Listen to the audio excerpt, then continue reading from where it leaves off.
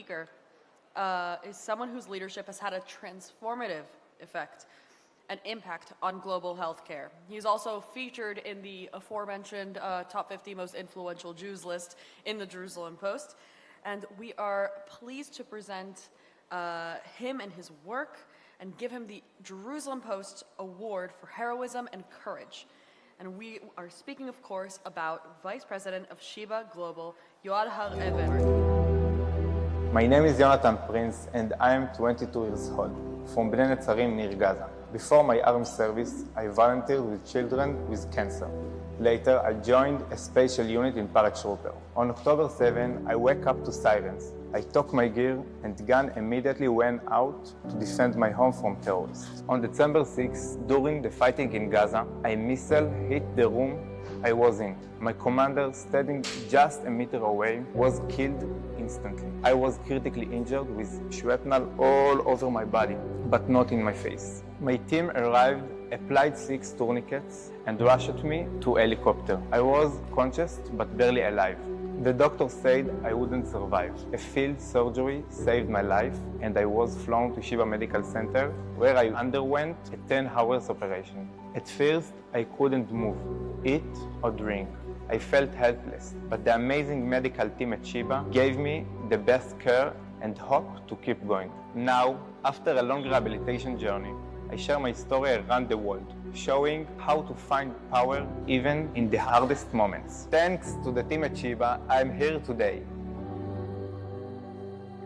Professor Har-Even and the Sheba staff, thank you so much for doing what you did for Israel, for the citizens of Israel, the soldiers.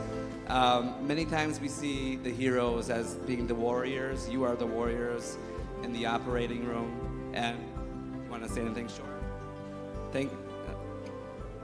Thank you all over.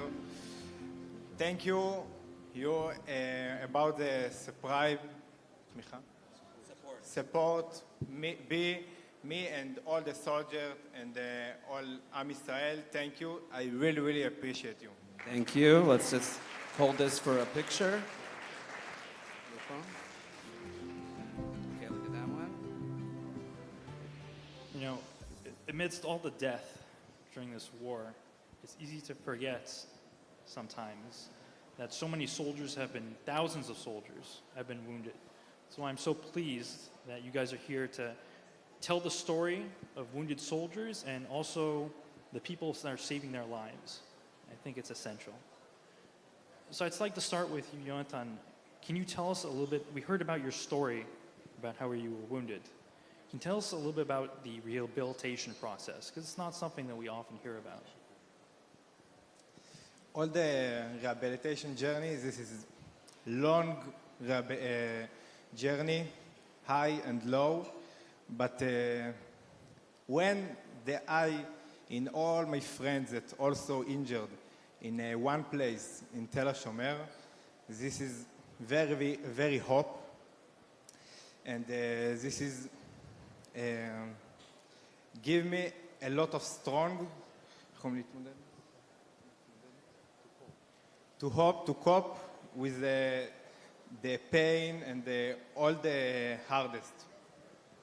And all the doctors and the physiotherapists in Sheba give me always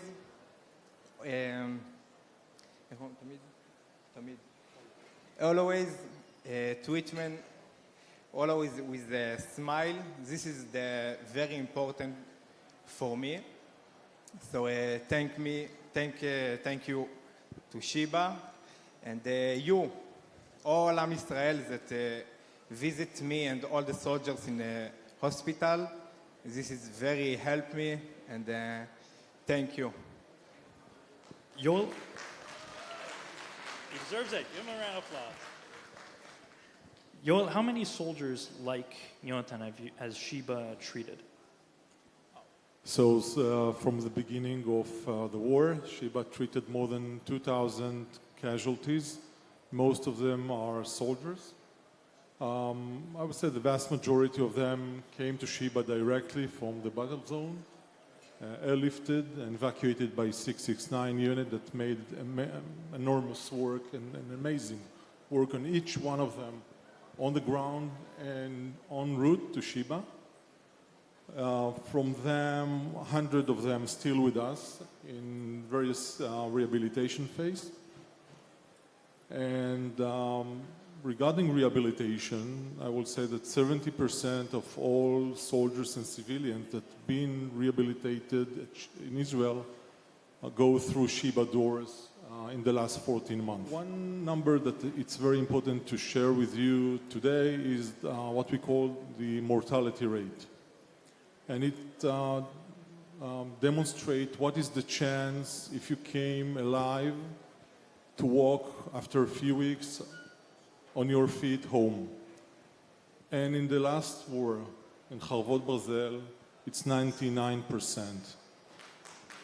Meaning that most of the soldiers who came alive will go home to live with their families.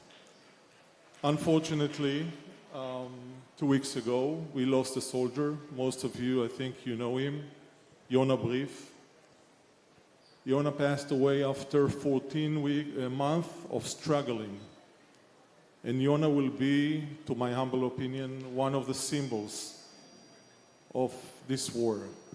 Not because the bravery that he showed in Kfar Aza when he fought the terrorists, but for the 14 months of struggling every day together with his beloved family to live.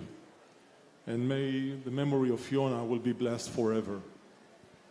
And I understand that Sheba treated the most soldiers out of any hospital. So I think it's well situated to kind of express, how has the health system evolved alongside the Army since October 7th? So, in wartime, and we're still in wartime, the civilian system and the military system became one. You cannot separate it. Sheba became one hospital for soldiers, although we keep treating our civilians. People need to be operated to make deliveries. So our routine time continue, but beside that, we put all our efforts to save our soldiers. So it's the obvious, right? But going beyond the obvious, I think right now the most challenging pandemic of the state of Israel, it's the PTSD.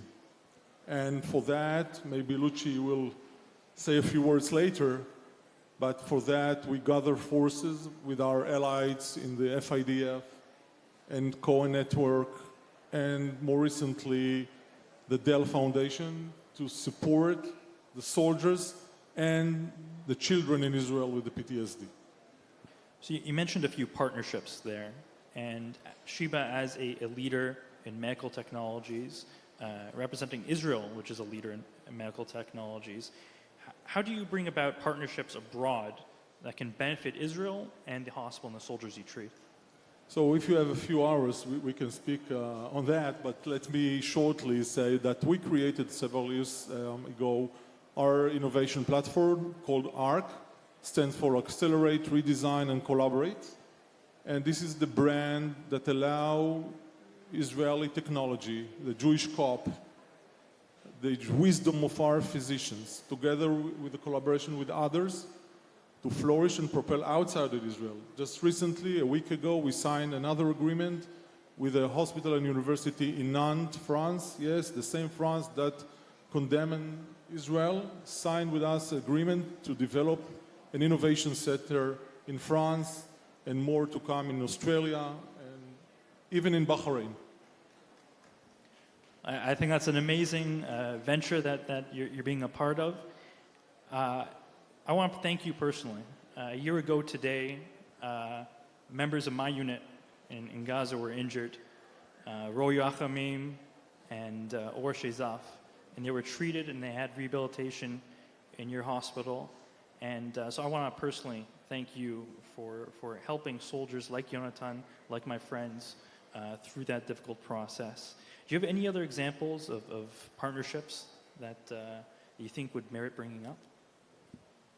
So first I want to echo on your words. I'm representing Sheba here, but allow me also to represent the rest of the hospitals in Israel. The healthcare system in Israel is strong and solid like a rock, and every person, Jews and non-Jews, are doing everything 24/7 to save the heroes. About partnership, name any distinguished hospital in the States, we partner with him, from Cedars to Mayo, even here with Memorial and Mount Sinai. I think the collaboration in our area is a part of our DNA that any physician or researcher cannot live with. So for us, it goes without saying, and I hope that in the coming future we can announce on more and more collaboration with training exchange and physician exchange, and also innovation exchange. Just look what's going on, follow-ups in Arc, New Jersey. In the following month, we are going to start the build together with Liberty Science Center, the first Arc ever in the States on the land of New Jersey. Well, thank you again for bringing those partnerships and saving our soldiers. And I hope you guys continue to do amazing things in that regard. Thank you very much. Thank you. Thank you very much.